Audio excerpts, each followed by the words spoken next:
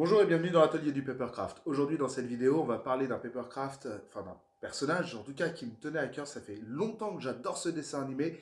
En plus, ils ont ressorti une version 2020 qui est ma foi pas trop mal. Il s'agit de Digimon, petit monstre, tu es le champion. Digimon, petit monstre, tu es le champion dans ton espace virtuel. Tu apparais tellement réel. Je risque pas de me prendre un strike à cause de ça. Enfin, si, peut-être pour crime contre l'humanité, qui sait. Alors oui, je porte une casquette parce qu'en dessous, c'est affreux. Regardez, même ma peluche Palmon, elle est dépitée de ma chanson. Hein. Oh, ma petite peluche. Bah oui, t'es belle. Dégage. Donc, on va parler de Digimon, plus particulièrement de Wargreymon. Et si vous ne savez pas qui c'est, et si vous ne savez pas qui sont les Digimon non plus d'ailleurs, petit récapitulatif. Digimon a d'abord été créé un tout petit peu avant les Pokémon puisqu'il s'agissait de Tamagotchi. Ce sont des petits œufs électroniques où on nourrissait un petit animal électronique et c'était assez sympathique ma foi. Je me souviens qu'ils en ont sorti un Pikachu et je l'avais eu à l'époque. Et malheureusement, disparu. Je regrette un peu parce que c'était funky quand même à l'époque, les Tamagotchi. Et je sais que c'est revenu un petit peu à la mode l'année dernière, mais je sais pas si ça a vraiment fonctionné. Surtout maintenant avec ce qu'on a sur les téléphones mobiles ou les consoles portables, techniquement, un petit Tamagotchi avec 5 pixels noirs, ça doit pas vraiment attirer l'attention. Il y a eu ensuite un dessin animé, les Digimon, un dessin animé que j'ai adoré, et parce que, disons que le personnage principal, déjà qui a la voix de Donald Renew, ça claque sa mère. Il s'appelait Tai en français, et le second personnage principal qui était un mec ultra dark, super genre, mais moi écoutez, je travaille en solitaire. Un gars qui fait passer Satsuki pour un fan de My Little Pony, littéralement, c'était Matt. Et je me souviens plus du tout de sa voix française et je vous la réécris parce que j'ai un gros trou de mémoire. Et je trouvais que c'était vraiment génial comme série, c'était sympathique, c'est un isekai. Alors un isekai, c'est-à-dire que des personnes de notre monde sont transportées vers un autre monde. Voilà, et là en l'occurrence c'est le Digimonde, mais ils meurent pas, ils peuvent faire un voyage aller-retour. C'est l'histoire de 7 enfants, donc qui se retrouvent dans le Digimonde et qui vont être affublés d'un petit Digimon. C'est une petite créature digitale et ils vont avoir aussi un petit badge. Et ces enfants vont être les Digisauveurs. Grâce à ce petit badge, ils vont pouvoir faire digivoluer, enfin évoluer, la digivolution c'est en français. Ils vont pouvoir faire évoluer leur Digimon en des créatures différentes. Contrairement aux Pokémon, les Digimon parlent. Et ok, ils ont tous leur nom qui finit par Mon, mais les Digimon ont la fonction de parler. 90% d'entre eux en tout cas, parce que certains, ils émettent que des sons. Les Digimon naissent dans des œufs et ont une première forme. Puis ils évoluent, enfin, oui, ils digivoluent, ils évoluent, c'est la même chose. Puis ils évoluent en différentes créatures au fur et à mesure du temps et au fur et à mesure aussi de leur expérience. S'ils sont bien traités, s'ils sont gentils, méchants, si... Enfin voilà, il y a plein de choses qui vont changer leur apparence en fonction des choix que font soit les Digisauveurs, soit les Digimon eux-mêmes. Oui, parce que autant un Pokémon fondamentalement n'est pas méchant, autant un Digimon peut décider d'être un gros connard de service. Et ouais, je ne vais pas faire genre puisque je ne la connais pas par cœur, mais la ligne évolutive, par exemple de Gabumon, alors Gabumon c'est un peu le Digimon que l'on voit principalement au cours de l'aventure, qui est celui du second héros, du héros un peu dark, c'est-à-dire de Matt, si vous avez suivi ce que j'ai dit au début. Gabumon, il ressemble à un dinosaure avec une peau de chien bleu-blanche et une corne sur la tête. Il est trop stylé.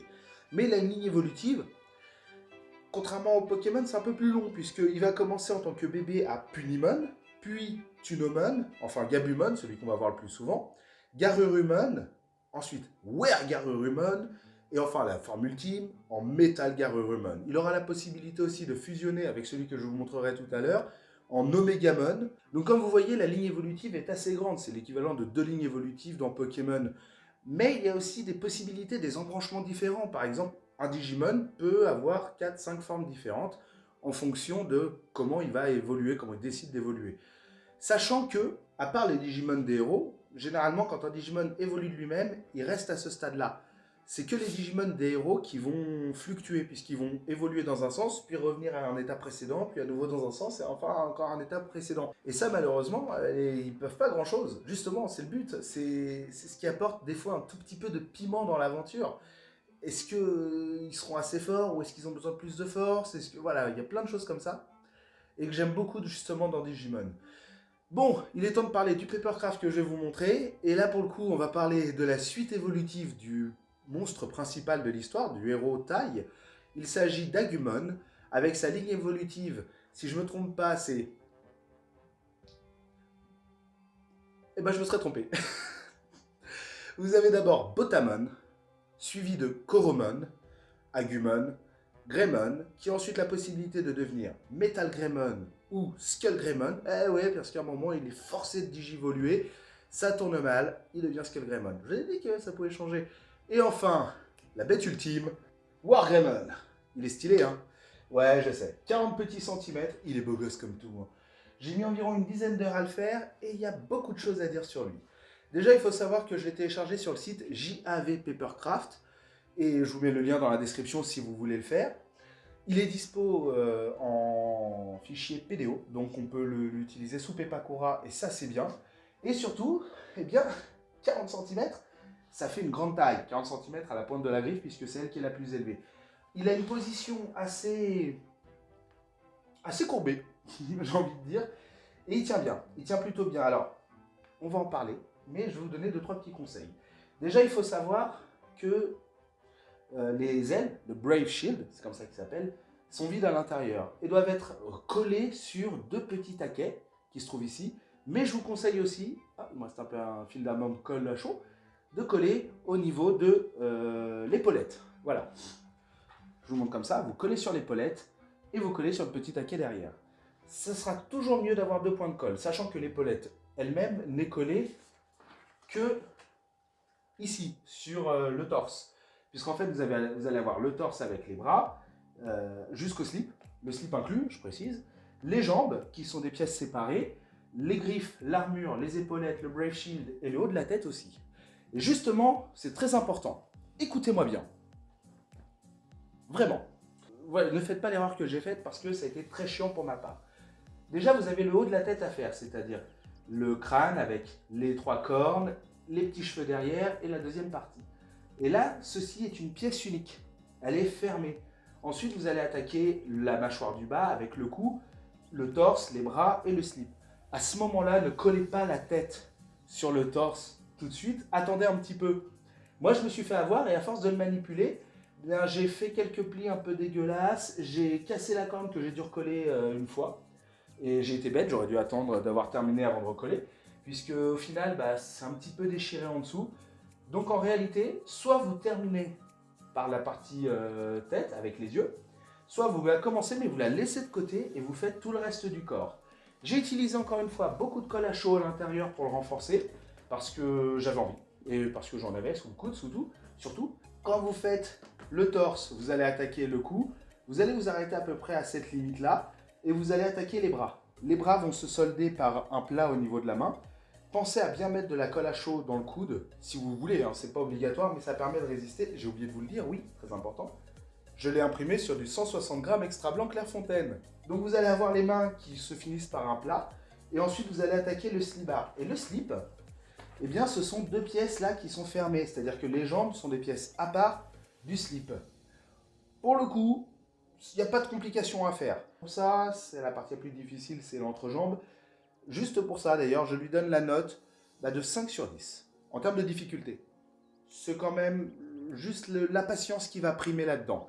C'est ça qui fait un peu la note. Suite à ça, donc vous allez avoir les jambes, vous allez pouvoir faire ensuite les pieds. Les pieds se ferment sur ces pièces-là qui se trouvent juste ici, pas les griffes.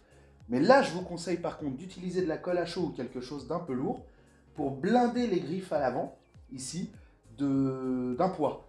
Puisque, comme vous pouvez le voir, lorsqu'il est posé, les griffes se lèvent un peu. Moi, je ne l'ai pas fait, j'ai mis des aimants, puisque je me suis dit que j'allais mettre sur une surface aimantée, tout simplement. Mais ça serait bien que les griffes touchent un peu et que ça fasse un petit poids pour bien le maintenir. De plus, je vous conseille aussi fortement de mettre de la colle à chaud au niveau de la pliure des genoux, parce que c'est là où c'est le plus fragile. Dès qu'il y a une pliure en arrière et qu'il y a un peu de poids, c'est là où le papercraft ne va pas tenir dans le temps. Donc pour le coup, si vous devez mettre de la colle à chaud à un seul endroit, ça serait dans ce pli de la jambe. Et là, c'est plus qu'un conseil. Vous allez ensuite pouvoir installer l'armure, c'est-à-dire les 2 tassettes, les protections avant, les épaulettes, le Brave Shield et les griffes. Et les griffes, pour le coup, même chose. C'est un peu compliqué à fermer, puisque vous allez avoir cette pièce-là qui va devoir être collée assez rapidement sur la grosse pièce à l'arrière. Vous allez devoir faire les griffes, ensuite la partie ici. Ça, c'est juste une pièce rapportée en plus. Et cette pièce-là qui a un petit taquet ici, un petit retour, là, le retour qui se trouve juste... C'est cette partie-là qu'il faut coller en dernier, afin, puisque c'est la seule qui n'a pas de languette, afin de venir coller sur toutes les languettes. Et bah pour le coup, j'ai pas mis de colle à chaud dedans, mais il n'y a pas besoin pour les griffes à mon goût. Ni d'ailleurs pour le haut de la tête. Il tient bien, il est stylé, franchement je le trouve super beau. Je m'en félicite, je l'aime beaucoup, même si personnellement la découpe, j'aurais pas fait ça, mais on n'a pas accès au fichier PDO pour le découper nous-mêmes, on a juste la possibilité de le voir, on ne peut pas le retravailler, et c'est bien ce qui est dommage, mais ça, c'est une autre histoire. En tout cas, si vous souhaitez le faire, vous avez le lien dans la description pour le télécharger. Je vous en avais parlé dans la vidéo sur Full Metal Alchemist, que vous pouvez voir juste ici, où justement je vous avais dit que je faisais ça, que je mettais déjà les photos à disposition sur mon compte Instagram. Donc n'hésitez pas, faites-vous plaisir. Venez sur mon Insta si vous voulez voir en avant-première toutes les choses que je fais. Et comme ça, après, vous saurez un peu à quoi vous attendre. Dernière petite chose, si cette vidéo vous a plu, sous le cadre de celle-ci, il y a un petit bouton rouge. Si vous cliquez dessus, vous allez voir, ça va vous ouvrir les portes d'un monde merveilleux. C'est celui du Papercraft. N'hésitez pas non plus à me mettre un pouce en l'air, à me laisser des commentaires pour me dire combien vous m'aimez, parce que ça me fait toujours plaisir. Et sur ce, mesdames et messieurs, on vous souhaite à tous de passer une bonne journée, une bonne soirée ou une bonne nuit, en fonction de l'heure à laquelle vous regardez cette vidéo. Ciao! Moi, je peux aller jouer avec des poupées. J'ai des poupées de papier, mais ça m'éclate. Je suis un grand enfant. Je m'achète pas de jouets, je me les fabrique. Allez, on va défoncer la gueule de Venimon. C'est parti.